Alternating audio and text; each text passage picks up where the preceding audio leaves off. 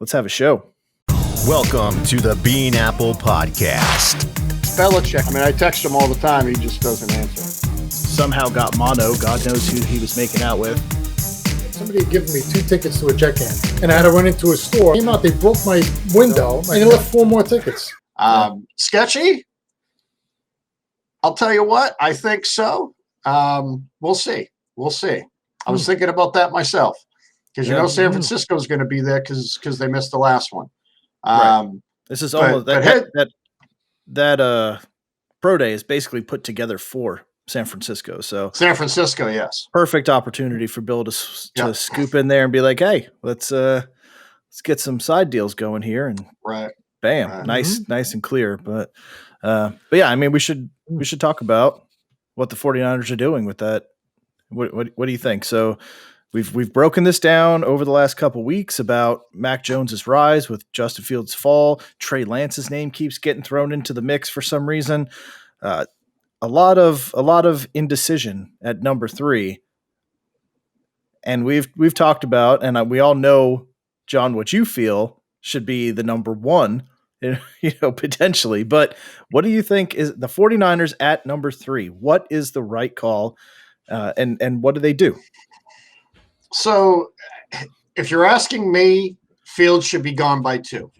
I get Trevor Lawrence. I get it. He has to go 1.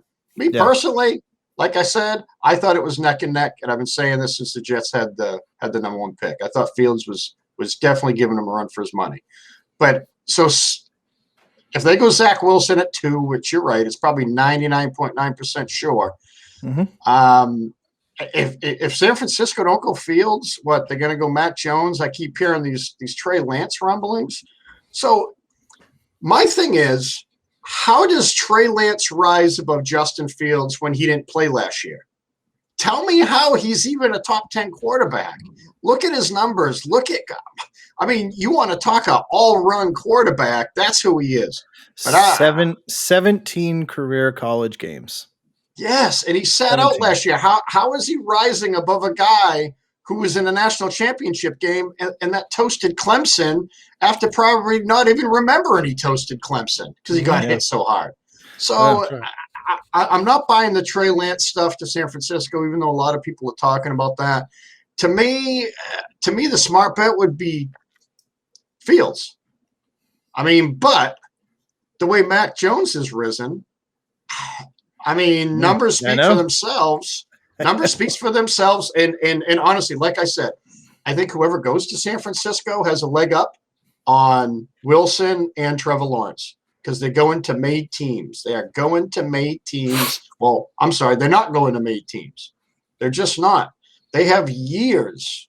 Of like rebuilding. I mean, the Jets are not even close, and neither are the Jags. You support the moves. Thanks, Brandon. I appreciate the support. We all do, Brandon. We all do. But, I got to say, I hope they don't take Fields because I'll tell you what, that man right there in the Patriots uniform, I'll take it any day of the week. In fact, he's standing behind me. We're standing back to back because I got his back. Justin Fields coming to New England. I hope to God San Francisco takes Mac Jones or Trey Lance. The Patriots move up to 4 and take Fields. Please do it. So you think? I think it'd be crazy. Do you think the numbers on Mac Jones? We broke this down a couple shows ago, right? Like the numbers are there, right? So it's not the most ridiculous thing to think that they would take him, right? The accuracy is outstanding. Mm-hmm. The pocket presence is outstanding. His QBR under pressure and not under pressure are 2 of the highest QBRs you can have in college. So it shows that he can handle pressure and he thrives in both situations. So if you take all of that and say, hey, we're going here, it wouldn't shock me. But at the same time, why do you go all the way up to 3 to get Mac Jones? That's the part I'm having a hard time making the connection between. Fields, I get it. But all of these experts, insiders are saying it's Mac Jones that they're taking. You shouldn't have to go to 3 to get Mac Jones. I mean, Fields to me is still the clear talent above Mac Jones all around. So what do you think? Like, Jim, which way do you think the 49ers are going? Yeah, I agree. I mean, they traded up there for a reason, right? They're not just doing it because they were looking for something to do. They're going up there, and you're assuming, yes, they're going after a quarterback. I mean, Jimmy G can't stay healthy, can't stay on the field. And, do they trade him? Does Belichick really want him? Do they move Jimmy G and take a quarterback? But I can't imagine that they traded to go get Lance. There's no way in my mind I think that's a possibility. You wouldn't mortgage all of that to get a guy that didn't play last year. No, I don't see it. I could see Mac Jones, like you said, the numbers make sense. I know we've had some 49er fans on here that don't want to see him because he's not mobile.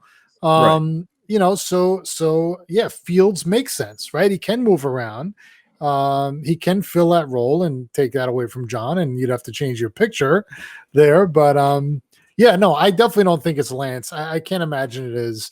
I think they go Fields. I think Fields makes sense. Fields makes sense. Yeah.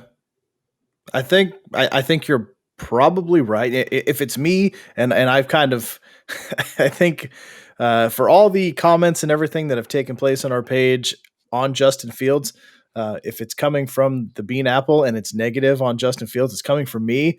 If it's if it's positive, it's coming from John. So just so you guys know, I do like to trash on Justin Fields because I don't think he's better than Zach Wilson, and you guys know that I think Zach Wilson is going to be the top quarterback that comes out of here talent wise. But I think you'd be a fool to not take Justin Fields number 3. As much as I say everything I say on him, and I don't believe in a lot of the stuff that he has, that is the perfect spot for him.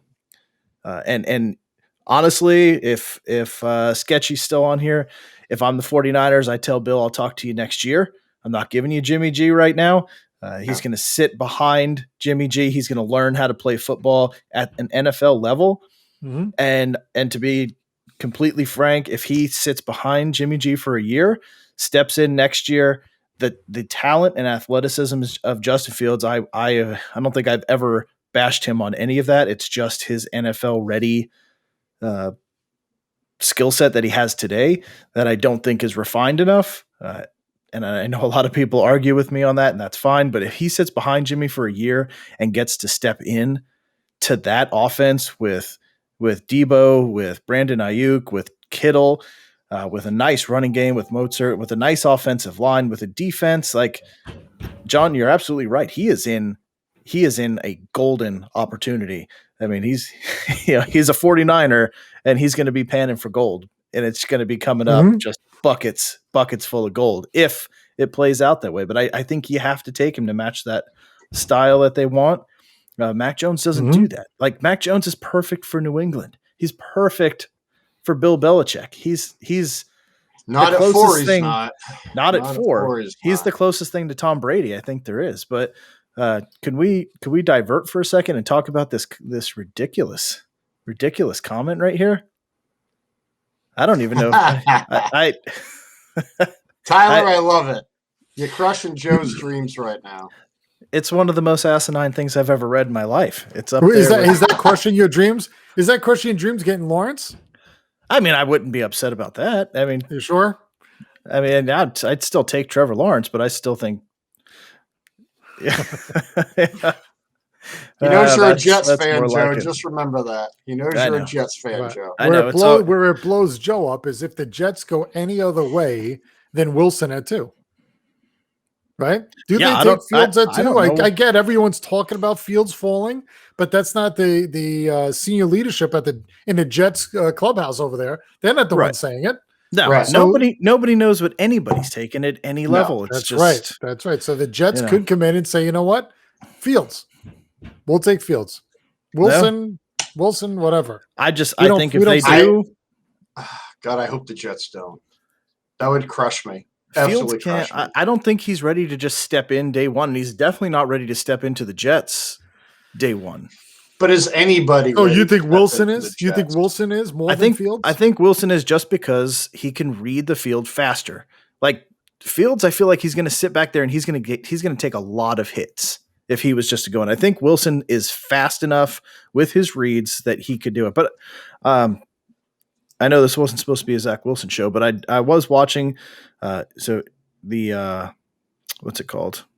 The quarterback. There's a guy on here, JT O'Sullivan on YouTube, that does a really good breakdown of all the quarterbacks, and he has like a 5-part series on all these quarterbacks. And I was watching his Zach Wilson ones, and very, very good. And it actually brought up a lot of things that I wasn't noticing. A lot of passes that were questionable that he dropped in that were nice. That, you know, they ended up being completions, but they were risky. And then what I just didn't notice, and I don't think a lot of other people did, was how wide open another wide receiver was on the field. And there were some that just, I mean, nobody for 20 yards of a wide receiver, and he's going in to a you know, it was a perfectly passed touch ball, but into double coverage. That's risky. And you got a guy that's just standing there in the middle of the field with his arms up like, hey, you know, I mean, nothing. And he goes into double coverage. So this is Wilson? So, yeah.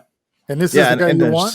There's a lot of things I didn't see, but still, the passes were still great. It's just, you know, going into double coverage, you're like, oh man, that guy was wide open. So it did make me question like how good his reads are. Maybe he progresses through his reads too fast that he's overlooking certain things. I don't know, but yeah, that kind of makes me a little bit nervous on him. And if it's, I hope it's mistakes that can be cleaned up and coached out of him. But I mean, we're couldn't you coach Fields to read quicker? Oh, I don't know if you could coach somebody to read quicker. Can you? Well, you're going to teach somebody to scan the field. I mean, this can't be a first time that a quarterback has come out with this type of criticism against him. You know what I mean? Because, I mean, honestly, if all these guys come from really good programs, let's agree there. They all had pretty damn good offensive lines. So whoever goes to, especially the Jets, whoever goes to the Jets is going to have a much bigger learning curve, of course, than you would at 3 to San Francisco because the offensive line.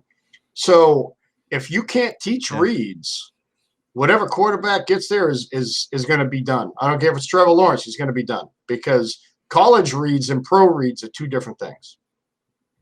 So agree. I think it's a teachable attribute for a quarterback. I mean, it has to be because not every quarterback comes out with it. Yeah. Again, I just think whoever goes to the Jags actually had a decent running game last year. So I don't know how their pass blocking is. I know their running game wasn't terrible last year by any means. From what I remember of the Jets, I mean, you know, Frank Gore was carrying the ball, so let's take that with a grain of salt. He's 39 years old or whatever he is.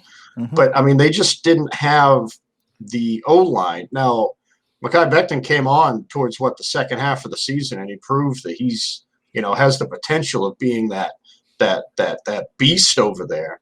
Yeah. But who else is going to pair with him? Who else is going to team with them? You know, they're obviously going to go in the draft. I mean, it's a pretty deep draft for O-line. So, so I'm wondering something else now, Joe. So with the Wilson stuff that I didn't see that you're talking about, and he was dropping it into double coverage, triple coverage. Which read was that? Was that his first read? And his second read was wide open? So he was just forcing it because he wasn't looking at 2, 3, 4?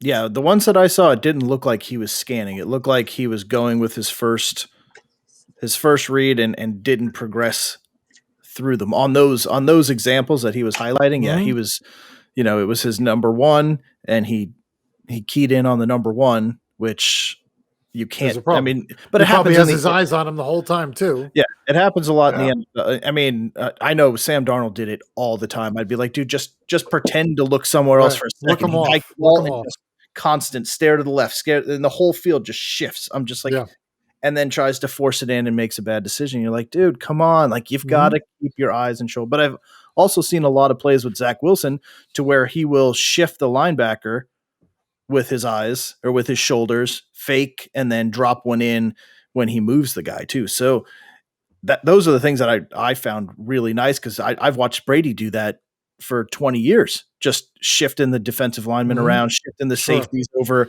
and opening up those holes. And I'm just like, man, I want that on the Jets. I want to see somebody shoulder pump somebody, move the defender out of the way, and have a wide open receiver. Right. Do what Mahomes does.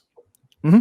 And John, like it's the most frustrating thing watching the Patriots year in and year out, because Brady he'll have players wide open that you can't even see a defender on the screen. That's how wide open they are. And you're like, how did that happen? And that's why, because Brady's manipulating the defense with his head, with his shoulders, and then drops it in when he shifts the whole field, drops it in the other direction to somebody else. And it's just like, man, that's such a nice talent to have. And I've watched Zach Wilson do that. I haven't seen Fields do that. I don't know if you guys have, but I haven't seen Fields manipulate a defense. He drops back, he sees his read, he chucks it 60 yards downfield, and he's got Chris Olivo that can just catch everything. That dude, I can't believe he didn't come out. He would be a first-round pick without question.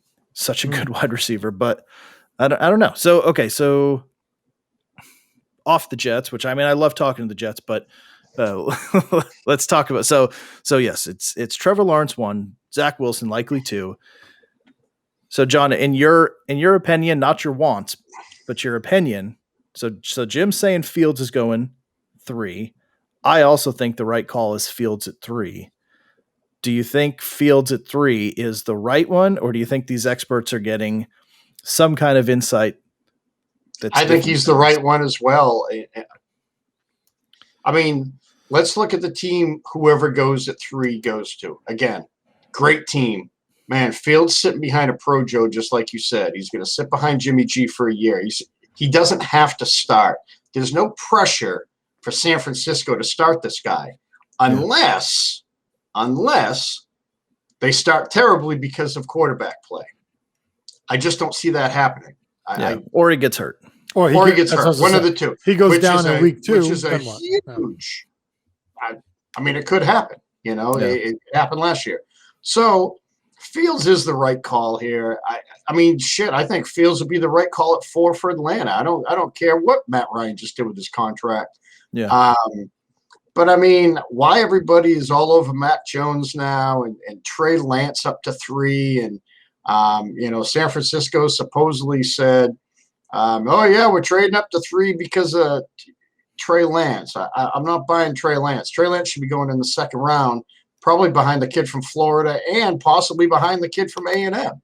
I just don't get this love for this guy. I don't. Good quarterback. He's obviously better than me. So, yeah, for anybody out there that says he's better than you, no shit. That's why I'm – He's also 40 years younger than you. Whoa. Wow, easy. 30, man. 30. Come on. Trey Lance is 20, my friend. But anyways, to me, Fields is the right pick at 3. To me, Fields is the right pick at 2. But Fields at 3 to San Francisco would make sense. Yeah. Sit for a year. But maybe you can say the same thing about Mac Jones, and you're right there. Accuracy, I just don't.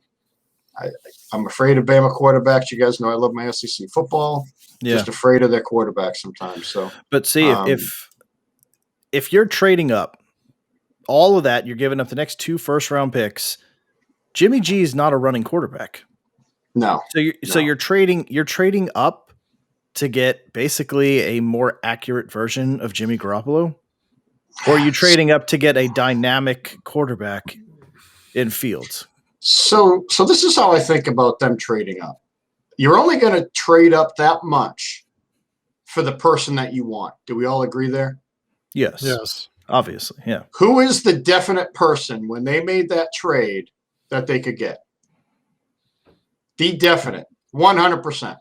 Mac Jones. Mac Jones. Yeah. Because Fields is still questionable.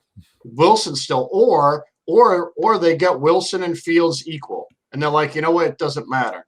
But again, you're giving up a lot for somebody that you don't know who you're getting. Yeah. Look at all the big time trades that have gone through. It's been for quarterbacks that they wanted. So you're making a trade a month and a half prior to the draft for somebody that you're going to guess on? I don't think so, man. So you don't think they had the conversation with the Jets already to understand which way they're going? I don't think the Jets would tell them. I don't know if the Jets know. So, but the Jets obviously weren't going to trade their pick.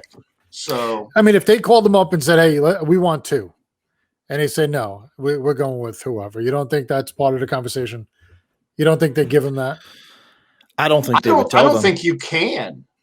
I mean, I don't think you really. I mean, can. it's almost you like can tell who you like, which way you're leaning. I'm not saying. Hey, how does it benefit the Jets to do that? Yeah. It doesn't benefit the Jets at all. I don't know.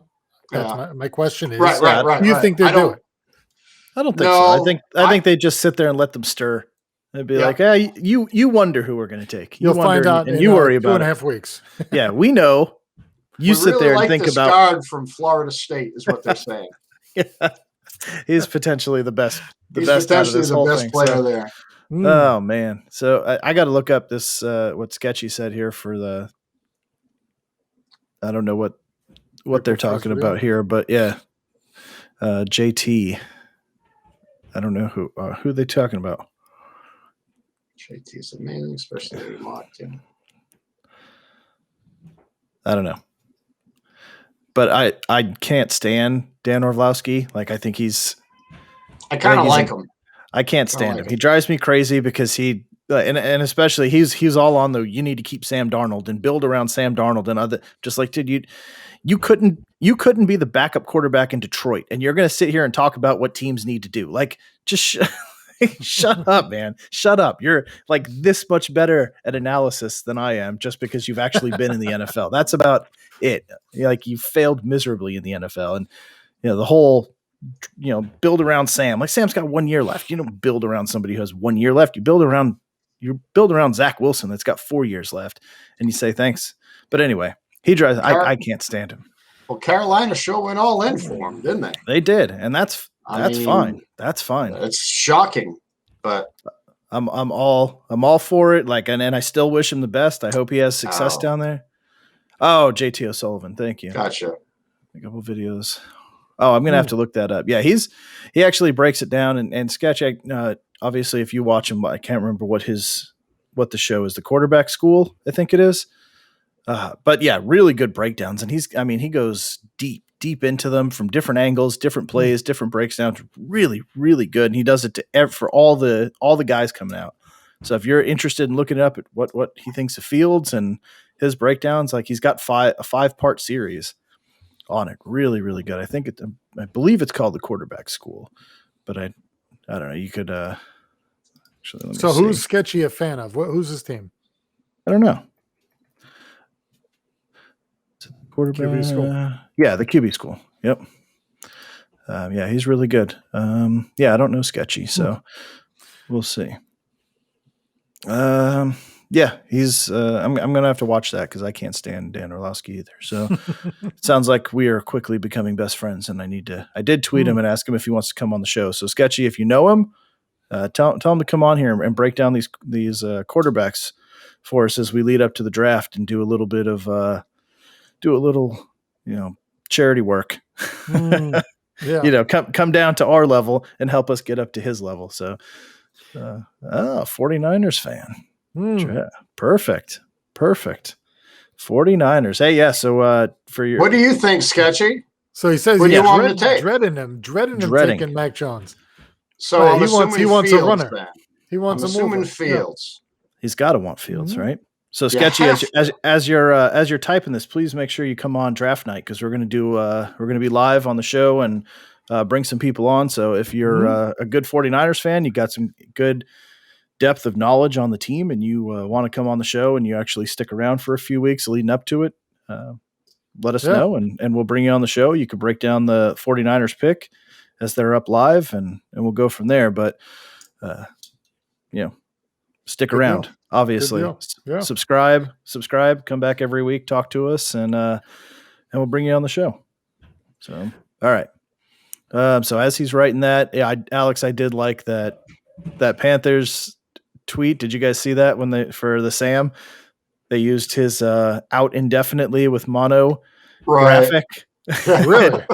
They used that, but did out of New York indefinitely. Yes. and then morphed him into a Carolina uniform. It was pretty, even from my standpoint, I was like, all right. That's good. It stings a little bit, but well done. Bravo. So Yeah, man, he had a big party. You saw that? He had the Carolina colors in his condo or apartment, whatever the hell he lives in. Yeah. And he seemed pretty excited. I mean, happy to get out of town. Wouldn't you if you were the quarterback of the Jets? Yes. All I know is the girl that he walked in with better have been the one that gave him mono and cost him most of that season. If not, there's no excuse. No excuse for it. Right. You think he was faking the mono? Was he faking mono? Just he didn't want to be on the field. Yeah, that's Wouldn't a hard you, thing Jim, if you were quarterback of the Jets? I laid it right up there for you. No. Let's see. Sketchy. Assuming Fields, but thinking Trey Lance could be the Kyle pick since there's a lot of talk of that. I just don't know how he's climbed without playing a year. Yeah, but you think they traded all the way up to get Lance? Like we were saying, you wouldn't need to be 3 for that. So why go all the way up to 3 to get him? It does. I don't know. Because you're trading for who you want. That's right. Kind of what I'm getting at. I guess. You're trading for who you want. If you're convinced that's your guy, and that's the guy that's going to lead you for the next 20 years, what's the next 2 first-round So picks? that means then Fields drops. Then Fields isn't going to Atlanta. Where does he go? Does he fall all the way to New England? New England trades up to get him? I think if Fields starts falling, somebody's got to come up to get him. Look, there's Denver. There's New England. There's Chicago. I think Chicago has the draft capital to do it. What are they picking for the first time since the Khalil Mack trade, right? They finally have a first-round pick. I think so, yeah. They just don't have the I guess they do have the draft capital. They could trade a couple future ones, but I just don't know. It's so hard. All we're going to do is guess. But it's good to have a 49ers insider here in Sketchy. I wasn't tracking all that. Well, of course, I don't follow the 49ers that closely either. So, that's some good stuff there. But is he also saying that? Is he also saying that to get some trades at 4? They said they were willing to trade at 4. If I was the Falcons, I'd never talk again. I'd never let the owner on the field. The owner has ruined that team, even though he is a good owner. He's not afraid to spend money, nothing like that. Yeah. But boy, he cost him a lot. But anyways, but that does throw a wrench into everything. If Lance fits what they want to do that closely, yes, I don't think you need to trade up that high, but if that's your guy and you want to make sure that you get him and you're 90%, 100% sure that Trey Lance is not going 1 or 2, which I can't see that happening. 3 is as far as you need to go to make sure you get him. So very true, very true, brother. It definitely is. It definitely is. I don't know. I still say I'm going to go down with the top 3 picks in this draft. Going to be Trevor Lawrence, Zach Wilson, Justin Fields. Look at how good though Fields looks in a Patriots uniform, man. Look at him. Looking on the field, it's ready impressive. To drive down. God, he looks good, doesn't he? It's impressive. Man. Yeah. Not from my standpoint. I'm getting excited. I am. So to Dina's point, I don't see Pitts lasting the 6, to be quite honest. I think the Falcons are going to jump all over him if they don't go quarterback, or even maybe Cincinnati. I know everyone's pegging, the Bengals to draft a O-lineman. But, boy, I'll tell you what, they got wide receivers there. Now imagine giving, that type of tight end to Joe Burrow. Or do you, pair him with Chase again? What is the status of Burrow? Has anybody heard anything in the offseason?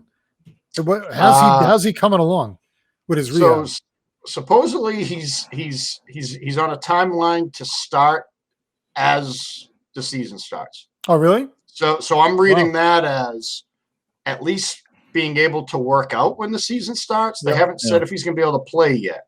Okay. So yeah. Well, there's no chance they go QB then. No.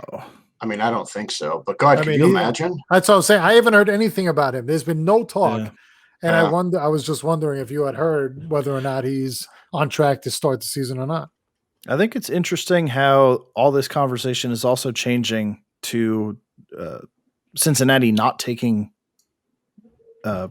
Sewell. I can't understand how we went from like they've got to protect Joe Burrow at all costs to maybe it's Chase, maybe it's Pitts. Like, wait, what happened? Like, what happened to at all costs? We keep our no. Our I think if Burrow is healthy and he's going to be back, then yes, I think they have to get him protection. It's not about getting him an offensive He doesn't need weapon. weapons. No, they've got weapons there. Mm-hmm.